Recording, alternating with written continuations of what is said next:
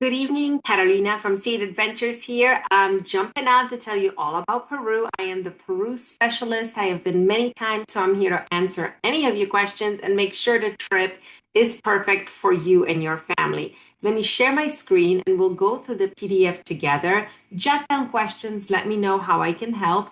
This is a short trip, 10 days, but a lot has been included. So let's go through it together and make sure that it fits your group. This is a private tour for 8 people, which means we can change anything. However, we're going over the holiday season. This is Easter in South America, and therefore availability is tight. Permits are really tight in Machu Picchu, as are the trains. So let me show you what's possible. You gave me specific dates, April 3rd to April 12th. So I tried to include everything in a really smooth itinerary so that you're not backtracking. You're seeing as much as possible, but you're also having time to acclimate. Let me show you. April 3rd, you're going to take that overnight flight to Lima and arrive in Lima probably at 6 a.m. or so, which means you're going to be tired, which means rooms are not going to be available yet. I have included early check-in, which means April 4th, we pick you up from the airport, private car, English speaking guide. My team will be waiting for you,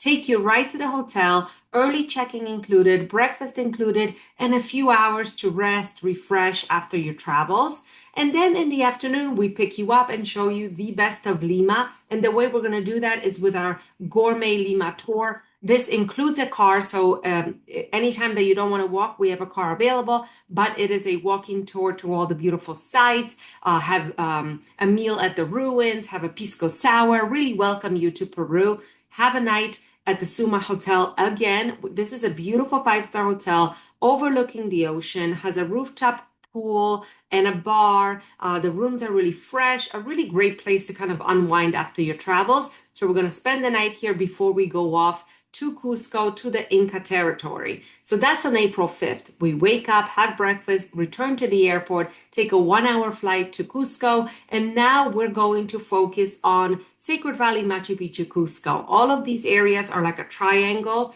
but it is really important to start in the Sacred Valley because the altitude is lowest here. So we want to make sure you acclimate safely, you feel good, and you're not pushing yourself on arrival. So when you land in Cusco, again, my team will be there waiting, a big enough vehicle for all of you and your luggage, and we're going to make our way to our hotel in the Sacred Valley. If we were just to drive straight through, it'd be about an hour and a half to 2 hours, but we will break it up with touring en route because Sacred Valley is kind of a hub for Inca sites, indigenous communities, markets, ruins. There's lots to see here. So on that first day, we're going to visit Chincheros, Maras, and Morai. Chincheros is an indigenous community, very, very colorful. They're known for their markets and beautiful hats that they wear. This is a woman from Chinchero. And then Maras Morai are Inca laboratories, kind of like this, with salt and different cutouts and circular shapes cut out into the mountain. It is spectacular for photography, but not really strenuous for walking around. So it's a great place to visit on your first day. We're going to stop at the Huayra Ranch. This is known for their paso horses, very popular here in Peru. This is what Peru is famous for. So we'll have lunch. You will see the horse show, kind of unwind again, and then continue on to our hotel, Aranwa. Aranwa is kind of a little village all on its own, has huge property, beautiful views of the Andes. The hotel is very, very traditional, but it's a great place to unwind. I have 4 deluxe rooms for you. All throughout, I have 4 rooms.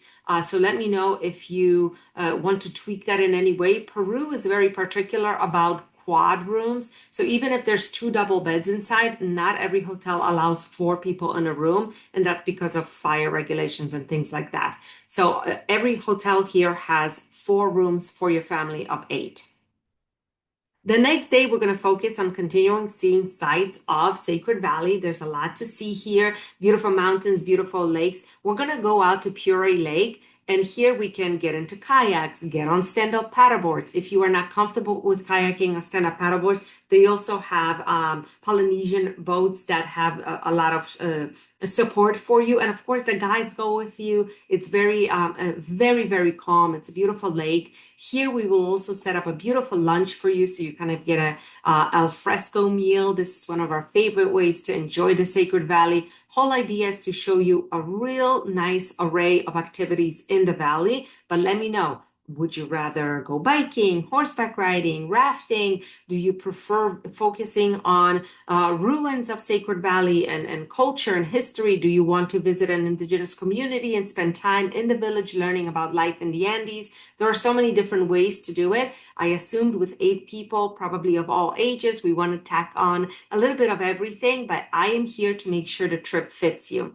So after a day of kayaking, enjoying the lakes and the mountains, having a nice lunch, we're going to bring you to Ollantaytambo, which is a little village where the train station is. And we're actually going to get on the train and go to Machu Picchu tonight. It's about a 2-hour ride, and it's the Vista Dome train. It has a glass dome ceiling, very beautiful. And then we're going to arrive and relax at the Inca Terra Machu Picchu Pueblo. This is going to be the highlight of your trip, highlight of your stay. It's a beautiful hotel spread out across acres of gardens right at the mouth of the Amazon. The Machu Picchu is very, very green and lush. It's a humid environment here, so everything's growing, orchids everywhere. The hotel itself is quite special. The rooms are like little lodges, and they build a fire in the room for you. They have beautiful dinner included for you, and they go off on little hikes. They have their own guides you can see the property with their local guides, maybe looking for a spotted bear or going on an orchid tour. That's always really popular. So they have a lot of things on property that's happening as well, but it's just outside of the little village of Aguascalientes, which is the town of Machu Picchu. So if you want to walk into the village, you're welcome to. It's just connected by a little bridge. There are no roads in Machu Picchu. There are no cars in Machu Picchu. The only cars are the shuttles that go up and down to the ruins. So everything is very small and very contained. So in the morning after breakfast, your guide will pick you up and we will walk to the shuttle that will bring us to Machu Picchu. And finally, you will have a full tour of the ruins. We're going to do the top circuit, which is the most panoramic and scenic. It's not very strenuous, so it's great for photography. It's great in the morning, beautiful lights in the morning. We will have lunch at the Sanctuary Lodge, which is right there by the ruins, which is a very special place. It's the first building that was built here when Hiram Bingham was discovering this is where the scientists lived. So we will have lunch there. And then we will go back to the village, spend some time in the village if you want to go to market, things like that, and then take a dinner train back to Cusco. So the dinner train is really nice because when the trains arrive back to Cusco, it's usually quite late, maybe 8 or 9 p.m. So it's late to have dinner. Some restaurants were closing. So having a really special Inca Rail dinner on board is a great way to do that. They have an open part of the train is open, so you can stargaze. There's live music on board. There's a bar on board. You can have cocktails. So it's a really nice experience. You can walk around. You're not tied to your chair by any means. And in Cusco, for the last 2 nights in that Inca triangle, we're going to spend at Palacio del Inca. It's a beautiful traditional hotel, an old palace that's been redone into a hotel. So it's a great place, centrally located. And then the following day, we're going to show you the best of Cusco. Again, private guides for your group, car and walking, so it's a little mix. You will see the market, you will see the ruins, you will see Cusco itself, and we're going to end with a gorgeous dinner. Chicholina is one of the best restaurants in Peru. It's located in Cusco, and we included dinner there for you as kind of a farewell, because on day 7, April 9th, we're going to take you to the airport again and fly you to the Amazon. It's Puerto Maldonado. It's a 35-minute flight. It's not far at all. And then we will go ahead and go to our lodge. We will spend 3 nights at Refugio Amazonas. This is one of our top lodges here. There's probably five or six that I work with for the last 20 years, and this is one of them. They are known for their clay lakes. They are known for seeing pink dolphins. So it's a really great location, very, very immersive in the jungle. It's far away enough from Puerto Maldonado and the airport that there is no light pollution, no noise pollution. This really brings the experience to an elevated level because you have a lot more wildlife interaction. And so you will be there for 3 nights. All your meals are included, all your excursions are included. You can consider things like fishing, swimming, going on hikes, going out in dugout canoe, going out at night looking for caiman.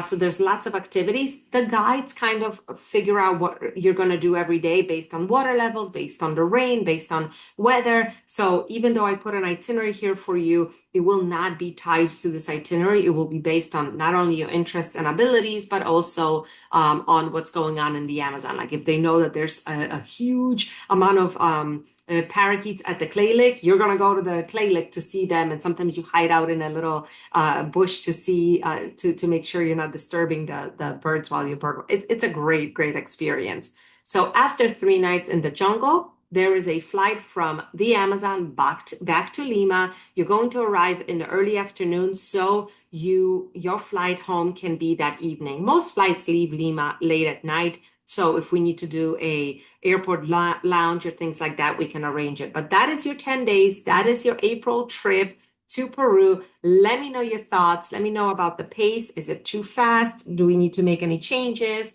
Do you like the properties? Everything that is on this itinerary is available, but I cannot hold everything for long. So let me know and we will book everything as soon as you're ready. Thank you so much for listening and happy travels.